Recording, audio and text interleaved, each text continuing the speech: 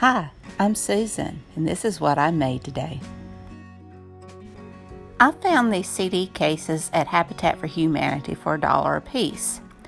So I got them, and I don't know who Tim is, but he really liked putting his name on all of his stuff. And I'm always needing more craft storage. If you are a DIYer, you understand that. And I have gotten to where I've been enjoying paper crafts. And I need somewhere to store my ephemera so I can find it when I need it. So I decided I'm going to redo these cases and use those CD cases to store my tags and my little pictures and ephemera stuff. So I took some scrapbook paper that I had and I just cut it out to the size of the red part. And I did the best. I know a little bit of the red shines through, but it really doesn't bother me, and it really kind of adds a little bit of interest. So I just cut it out, and I did this for all 4 of the cases.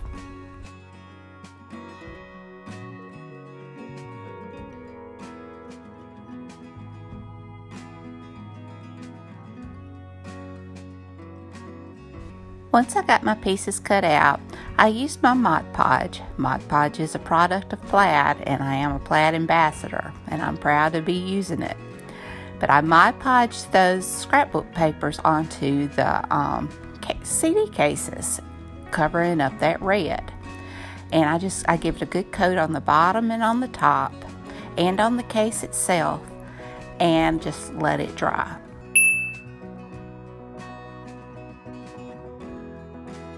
After the Mod Podge dried, I did go around the edges and add these little jewels on each one of them. You can still see the red, but it makes my cutting look a little bit straighter than it actually was.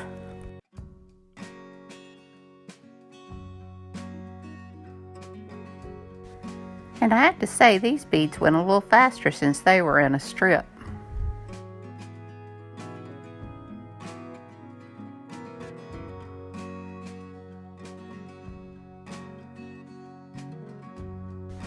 Once I got my jewels on the cases, I coated them in Mod Podge to hopefully keep it from popping up and to stay stuck.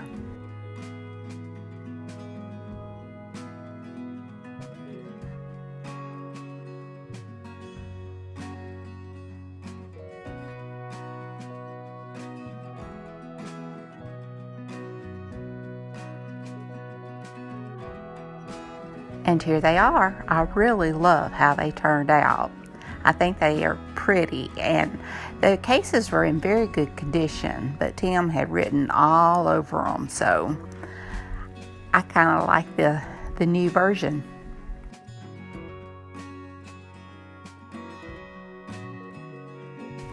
And here's some of my ephemera that I have.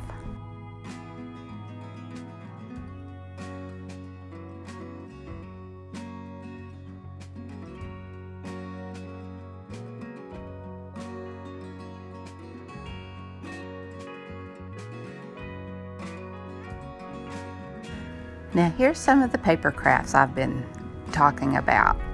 I thrifted this book from Habitat for Humanity as well. It had a little bit of, I don't know, it's tore up on the bottom, but I can still make it work. So I tore the book pages out, or cut them out, and I found some of this beautiful fall scrapbook paper. And I pick what I want to do. This one, it suits me because it says thankful. And I need 2 because one's not long enough to cover it. But these, I want to make a thankful journal for November, where each day I write down what I'm thankful for. And it's a junk journal, but also just a themed junk journal. And so I take this paper and I use double-sided tape. I'm sorry, I'm kind of out of the frame there. I didn't realize. But I tape both pages together, and then I lay the book in the center so that the seam will be in the middle.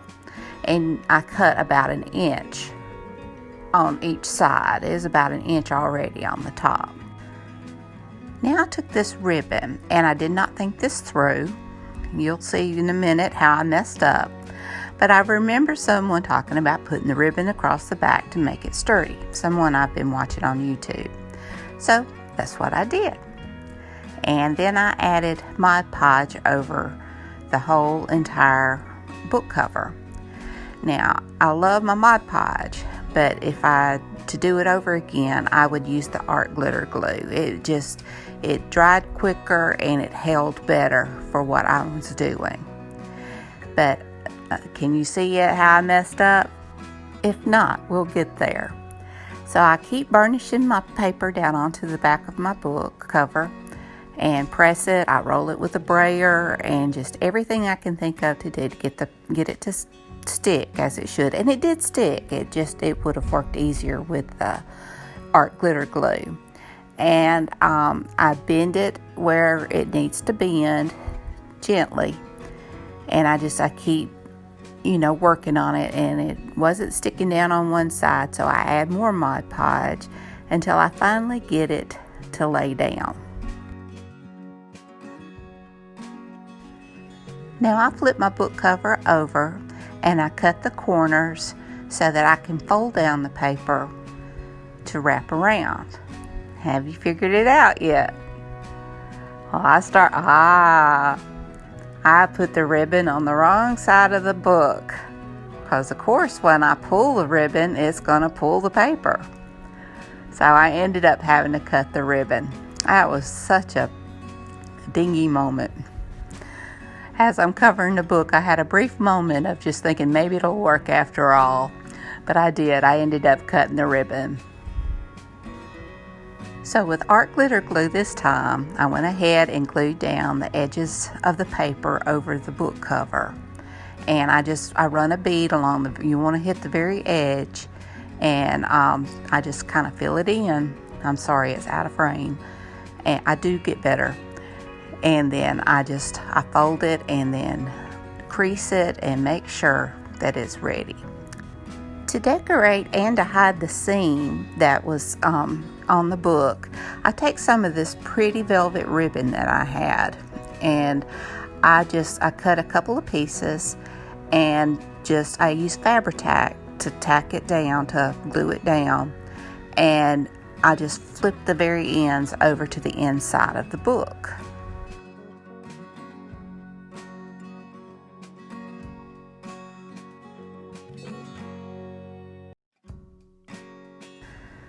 Now I got these cool brads, and I'm going to use one and put it on the spine of my book to decorate it. You can hang tassels or jewels or whatever you want to off of it. I love them. And you want to put it on before you put your inside covers on. And that way it'll cover those brads on the inside. And I just poked a hole in the back with the awl. Now I'm measuring my spine, and it's 1 inch, and I want to cover that part, of 1 inch, and I want 1 inch on each side to overlap, just to cover the ugliness that's there, because it will show. Now I cut my 3-inch piece, and I score it at the inches.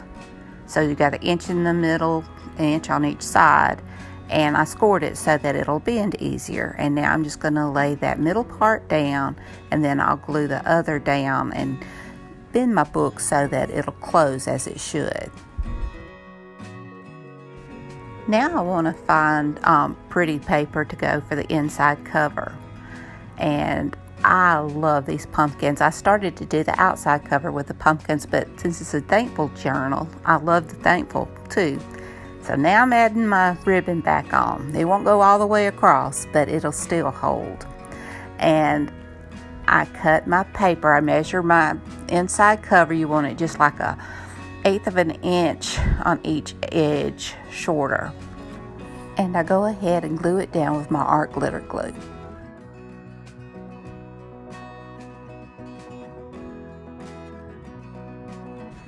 I didn't like how the center was showing below the pumpkin paper. So I just took some more of that ribbon and just glued it down over that. It just made it pretty, but it made it look like it's meant to be.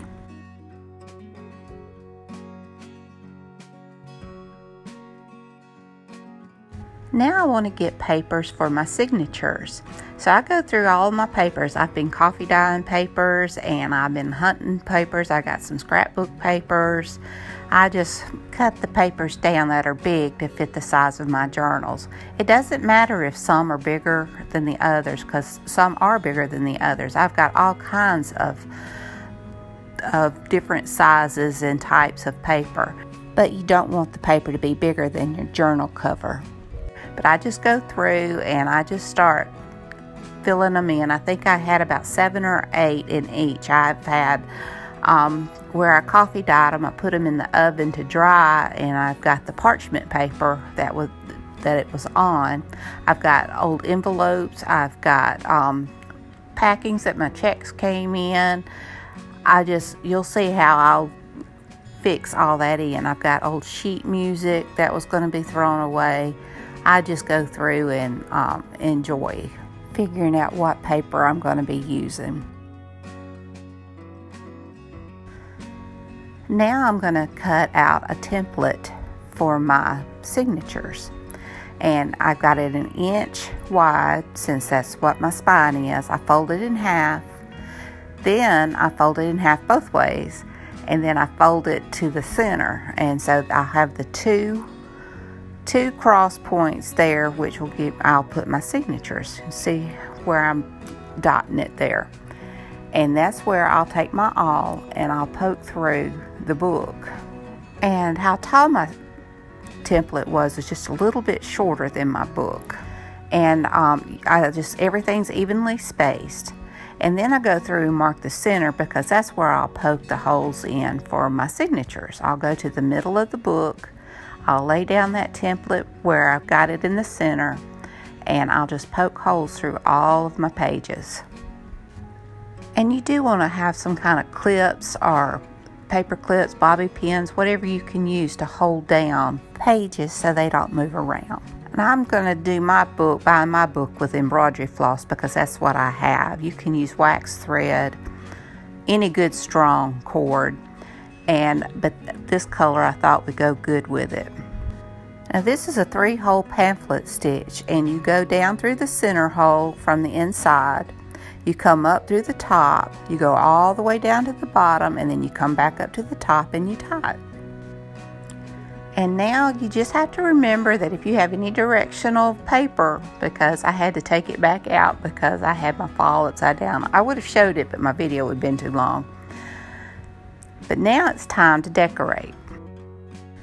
I made these little clusters in a previous video that I did for Domestic Diva. And I'm going to use them throughout my book. And I decided to put that one on the cover.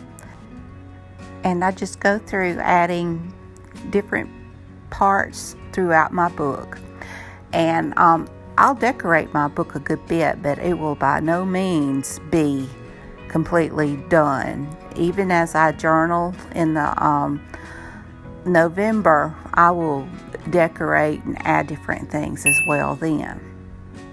I'm cutting my envelopes there because it'll make pockets. But I just keep adding different stuff, and I'll give you a walkthrough at the end of what I have done so far.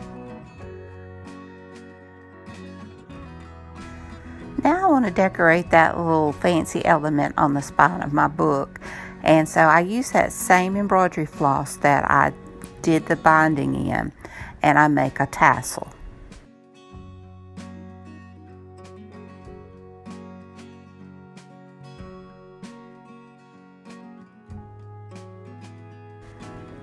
Now I have this little bag of charms, and I go through and I find an owl that I want to add. And I find a few others that I'm going to add as well. And I add it to the back. And then I also, those strings that are left right here in the middle where I tied it off, I add a few beads and charms there as well, so that to decorate that. You don't have to do that, but it's pretty.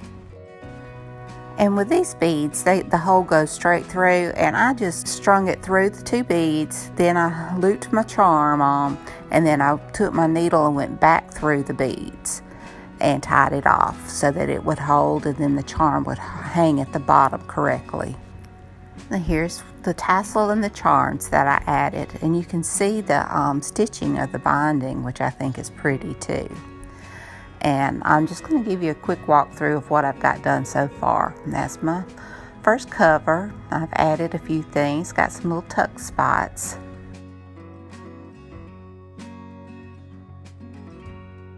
That was the paper I had upside down. I had to redo it. That's from old checks that I ordered. Just the packaging. It's got the little window. There's my first little set of charms. The other side of that packing, and I just slit the end so that I could make a pocket. It's sewed through the middle. Got a little pocket there. I just haven't gotten anything in it yet. Some little tickets. And you can see, you can see that paper. That's why you want to cover that inside part. And this is my second signature.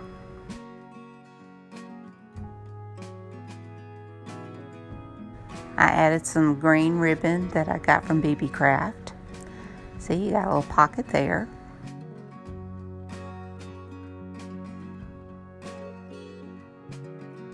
Some more of my charms.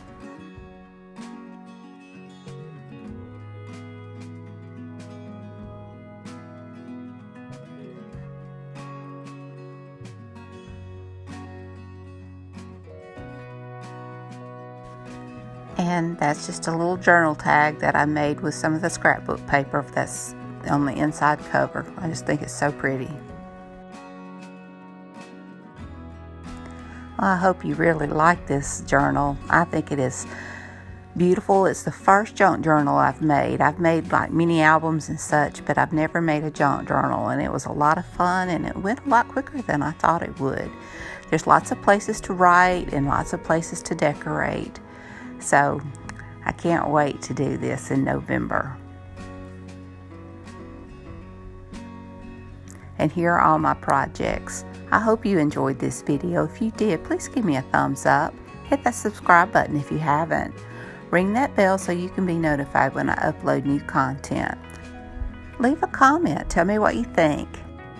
And until next time, bye y'all.